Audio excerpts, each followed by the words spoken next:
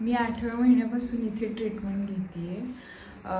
त्याच्या आधी मी दुसरीकडे ट्रीटमेंट घेतली होती आणि त्याच्यामध्ये मला बऱ्याच गोष्टी म्हणजे इन्फेक्शन होतं, टॉर्चचे इन्फेक्शन होतं आणि त्यानंतर मी इथं आले.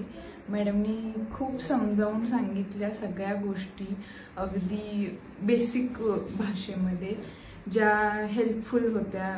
त्यावेळेला त्या फेजला खूप समजून आणि सपोर्ट देऊन त्यांनी त्या हे केलं, सपोर्ट खूप चांगला केला. त्याच्यानंतर मग माझी 9व्या महिन्यात आत्ता डिलिव्हरी झाली, नॉर्मल झाली आणि डिलिव्हरीचा एक्सपिरियन्स माझा खूप चांगला होता.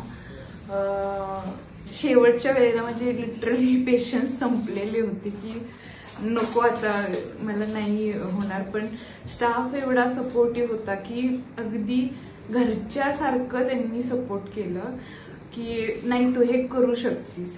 ते 4 शब्द सुद्धा त्यावेळेला एवढे महत्वाचे असतात की तुम्हाला ते कीप ऑन गोईंग होऊन जातं. तर ते खूप मला टचिंग वाटलं आणि इथली स्वच्छता, नॉलेजेबल स्टाफ, हेल्पफुल एन्व्हायरमेंट आणि सगळं एवढं ओव्हरवेल्मिंग होतं की मला खरंच प्रत्येक स्त्रीला मी म्हणेल की इथेच डिलिव्हरी करायला यावं.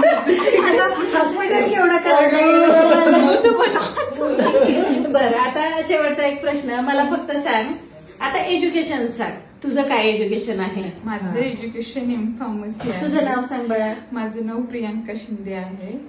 आता एक एम.फार्म व्यक्ती जेव्हा आम्हाला जज करते, जी मेडिकल फॅटर्निटीची आहे, तर मग नक्कीच आम्हाला क्रेडिट आहे. काय आजीबाई काय म्हणताय? हो नक्कीच.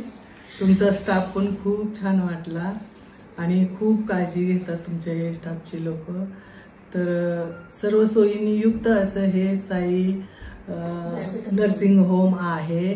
तर सर्वांनी इथे यावं, त्यांची भरभराट हो, त्यांचं उत्कर्ष हो, हीच माझी इच्छा आहे.